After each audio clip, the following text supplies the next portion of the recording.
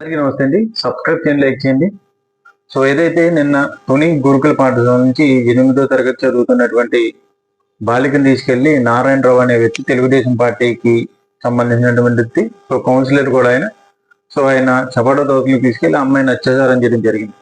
So అక్కడ ఆ తోటకి కాపలా ఉన్నటువంటి వ్యక్తి అనుకుంటా అతను వీడియో తీసి అతన్ని నువ్వు ఎందుకు తీసుకొస్తా ఉన్నావు అని చెప్పేసి మాట్లాడే సందర్భంలో నేను తుని కౌన్సిలర్ని అని చెప్పేసి అవతల వ్యక్తిని దబాయించే ప్రయత్నం చేయటం నారాయణరావు. సో ఫోన్ బయటకు తీసుకొచ్చి పోలీసులకు ఫోన్ చేస్తానని ఇదంతా కూడా చేయడం జరిగింది నేను. సో ఆ వీడియో సోషల్ మీడియాలో పెద్ద ఎత్తున చర్చనీయాంశానికి వచ్చింది. సో తెలుగుదేశం పార్టీ కౌన్సిలర్ అయినటువంటి నారాయణరావు 8వ తరగతి చదువుతున్నటువంటి చిన్నారిపై అత్యాచారం చేశారు. సో ఆ వీడియోలు అన్ని స్పష్టంగా కనబడుతూ ఉన్నాయని చెప్పేసి సోషల్ మీడియాలో పెద్ద ఎత్తున అయితే ప్రభుత్వం మీద కానివ్వండి, నారాయణరావు మీద కానివ్వండి, విద్యాశాఖ మంత్రి నారా లోకేష్ గారి మీద ఉండి, అలాగే గురుకుల పాఠశాల ఏదైతే ఉందో ఆ యాజమాన్యం మీద కానివ్వండి, ఒక 8వ తరగతి చదువుతున్నటువంటి పిల్లని ఆ పిల్లకి ఎవరూ లేరంట. సో వాళ్ళ తల్లి ఒకటే ఉందంట, ఆవిడ కూడా కొంచెం మెంటల్గా డిస్టర్బ్ అయి ఉందంట. సో అలాంటప్పుడు ఈ నారాయణరావుతో గతంలో 2 సార్లు పంపించారని చెప్పేసి ఒక చర్చ అయితే నడుస్తాం. సో ఇవన్నీ కూడా మరి ఆలోచిస్తూ ఉంటే మరి ఈ యాజమాన్యమే మీద ఏమన్నా అనుమానాలు రేకెత్తుతా ఉన్నాయి అంటే చూడగలగాలి. అయితే రాత్రి అందరూ ఊహించిన విధంగా ఒక ఘటన జరిగింది.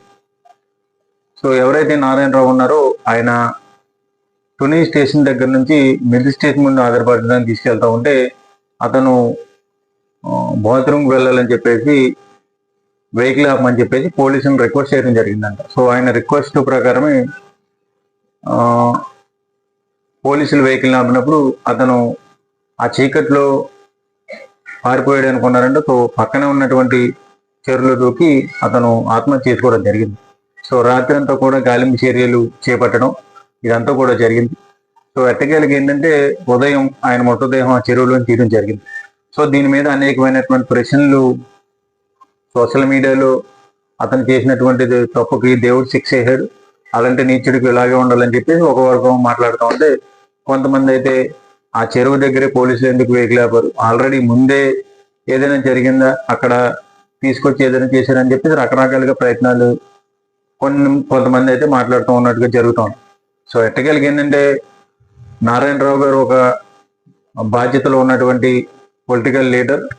సో ఆయన చేసినటువంటి తప్పుకి పశ్చాత్తాపంగా సూసైడ్ చేసుకొని ఉండొచ్చు. సో ఏంటంటే ఇది రాష్ట్రం మీద పెద్ద ఎత్తున చర్చకు రాకుండానే ఆయన మరి ప్రాణాలు తీసుకున్నాడో లేకపోతే ఏం జరిగింది అనేది అందరికీ తెలియదు. కానీ ఏంటంటే అలాంటి వాడికి అలాగే ఉండాలని చెప్పేసి కొంతమంది మాట్లాడుతూ ఉన్నారు. సో ఏదైనా సరే నారాయణరావు చేసింది క్షమించరానటువంటి తప్పు. సో ఏంటంటే వాళ్ళ కుటుంబ సభ్యులు రకరకాల ప్రశ్నలు మీడియా ముందుకు వచ్చి లేవనెత్తున్నటువంటి పరిస్థితులు కనబడుతూ ఉన్నాయి. సో ఏదైనా సరే అతను ఉన్నటువంటి వయసుకి అలాంటి పని అనేది ఎవరు ఉపేక్షించారు. అలాంటి దుర్మార్గుడు చేసినటువంటి పనికి దేవుడు ఏదైతే సృష్టి వెంటనే ఆయనకి శిక్ష వేసినట్టుగానే కనబడతా ఉంది.